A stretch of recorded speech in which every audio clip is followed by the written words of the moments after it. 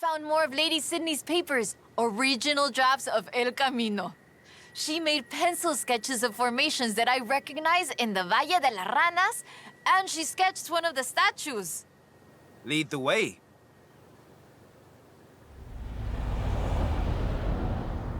Okay, the fantastic creatures carved in rock, and she found the statue early one morning, and get this, it was after a rainstorm. And this is another statue of Tlaloc. That is interesting. Let's see if we can find it. El Valle is east of Guanajuato. Mira, let's go. Valle de las Ranas means Valley of the Frogs, though I always thought the stones looked more like fantastical creatures. And Lady Sydney did too. She got sketches in her book. Mira, imagínatelo, imagine it. Explorers like Lady Sydney came all this way with nothing but ganas y un gran amor for the wilds of Mexico. She sounds like someone I know. Yes, yo? I shoot cars for the festival. You do all the work. And my ride is a lot faster than her wagons, no? We have slightly more than 1 horsepower. Bueno, I suppose reading El Diario is one of the reasons I became una fotógrafa. I wanted to capture the same belleza she did.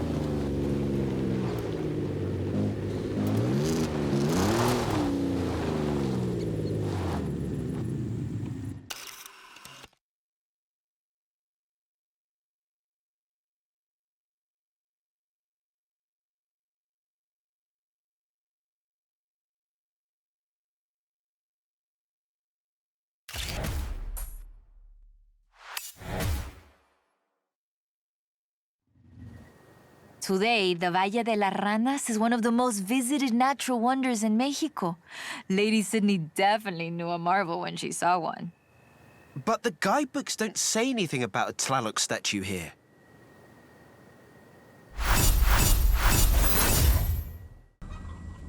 Mira, I cross-referenced the final pages of the book with all the other papers I could find, and it's Ekbalam. It has to be. Lady Sydney Wolverstone's expedition headed south to Ekbalam.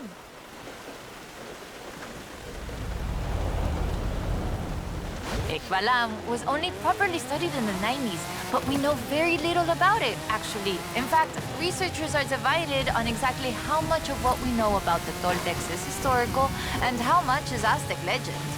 So why are we going to Ekbalam and not Tula? Wolverstone's book doesn't call it Ekbalam, of course, but she describes a large group of buildings, perhaps 20 or more, and a large oval palace. And listen to this, 3 large statues of the sorts I have found in other places. 3? I'm pretty sure I only saw 2. No, that's not all. She also wrote, the 3rd largest of them in the same stone I have come to recognize lay to the south of the complex, only barely visible in the driving rain. Let's get there before the rain stops then.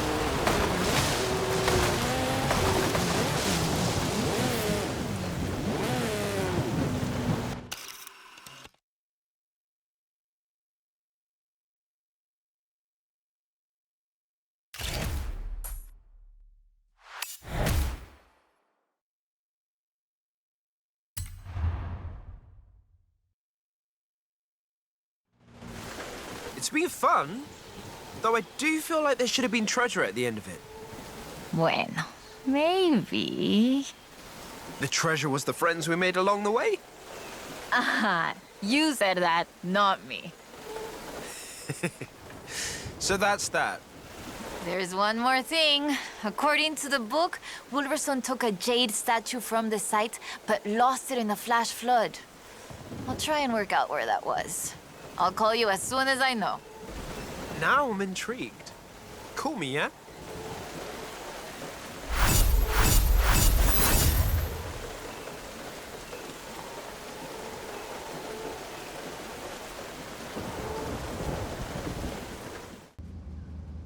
Ah, there you are.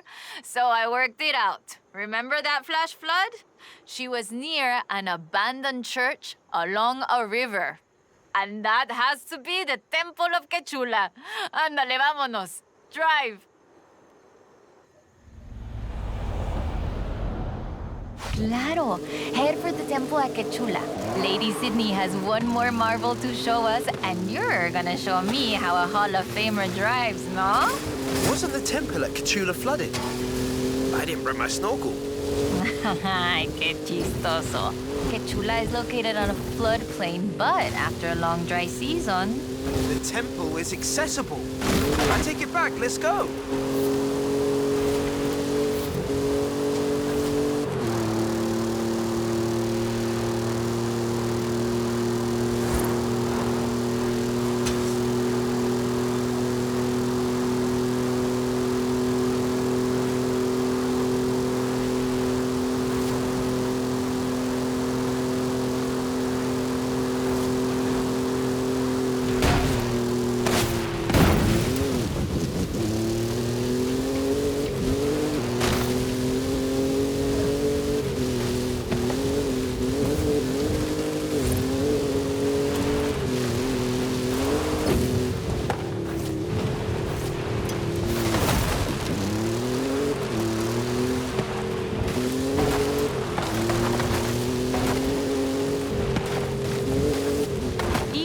Up on the church. Oye, qué rápido! This church is 500 years old. It was built in the hopes that it would become the center of an important city, but never did. In 1966, the dam was built and the whole area flooded.